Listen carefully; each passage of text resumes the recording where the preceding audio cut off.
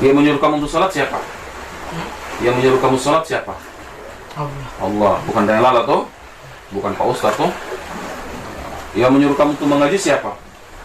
Allah. Yang menyuruh kamu untuk bersyukur siapa? Allah semua. Yang memerintahkan kamu untuk berbakti kepada ibumu itu adalah Allah.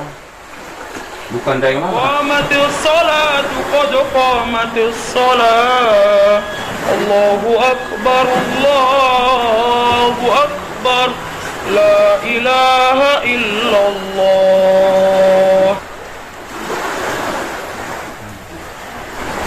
استقيم وانت بالمستقيم صوتكم بين التسبيح والتسبيح الله أكبر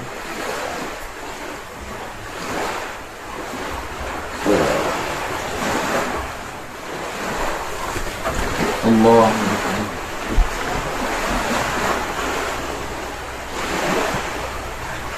السلام عليكم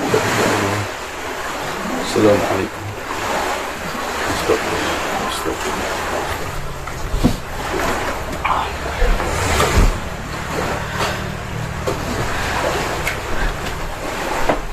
اللهم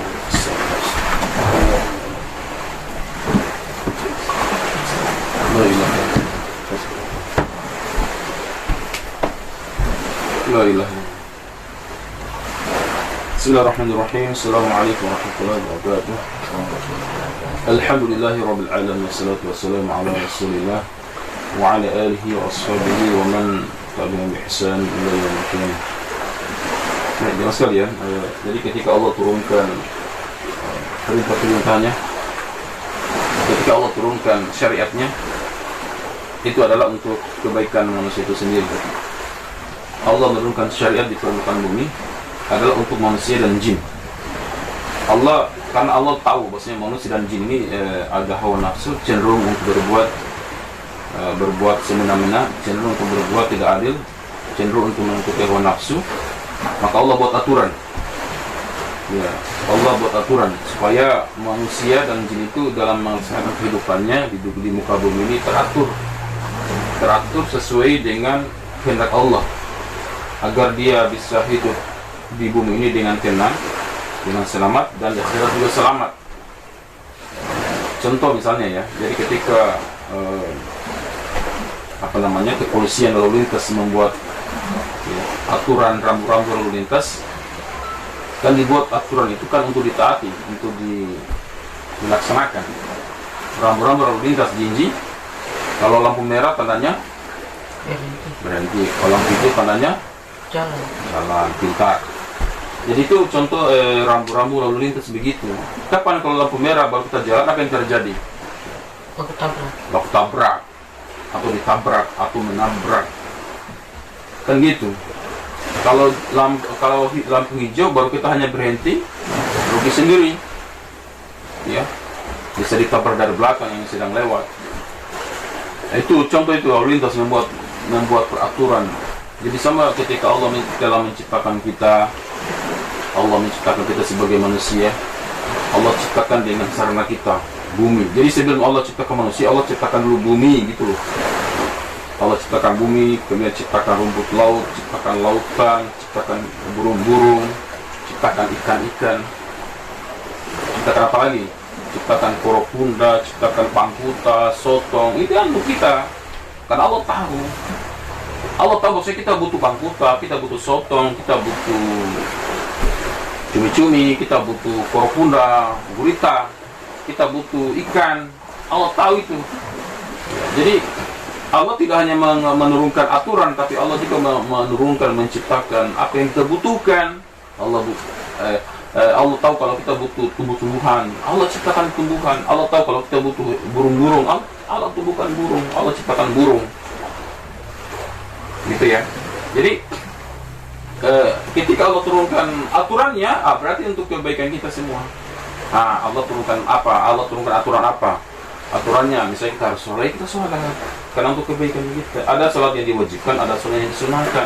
Sholat yang diwajibkan misalnya 5 waktu, ya kita sholat. Sholat yang disunahkan misalnya tarawih, kemudian sholat duha, isyraq misalnya. salah sunnah setiap waktu. Itu salat fajar, salat sunnah fajar itu salat sunnah. Kalau yang diwajibkan 5 saja. Allah, apalagi Allah turunkan syariatnya. Allah turunkan aturan, misalnya sebagai anak wajib berbakti sama orang tua. Jinji, kamu harus muliakan mamamu ya, nenekmu, kakekmu.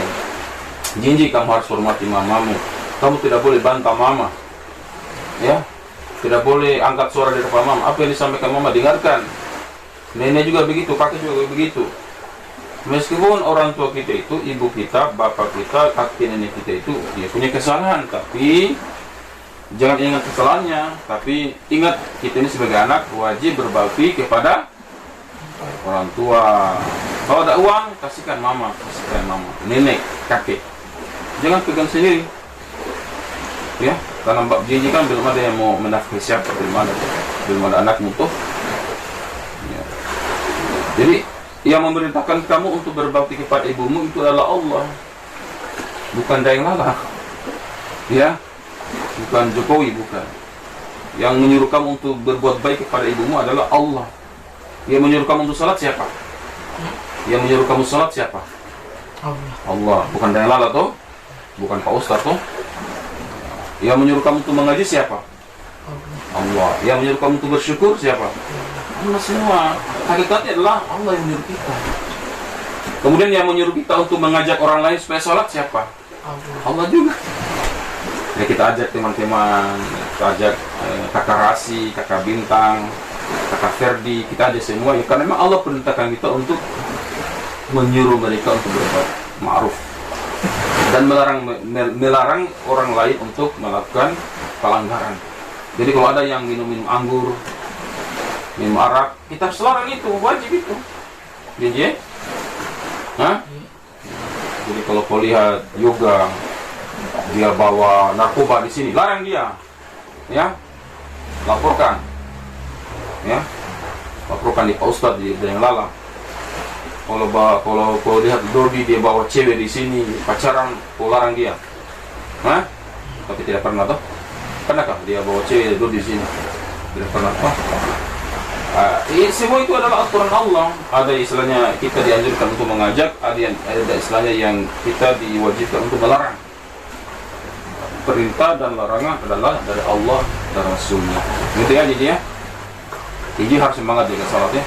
Bagus nih tadi Jiji waktu azan filosofkan lari katanya. Itu bagus gitu. Daripada selamin harus ditangkap terus, ditarik-tarik, dipaksa, ditarik dulu kayaknya baru ikut sholat. Itu lebih baik kesadaran sendiri. Semakin kita sadar, semakin banyak pahala ya. Demikian, subhanakallahumma bihamdika, asyhadu an la ilaha illa anta, astaghfiruka wa atubu ilaik. Assalamualaikum warahmatullahi wabarakatuh.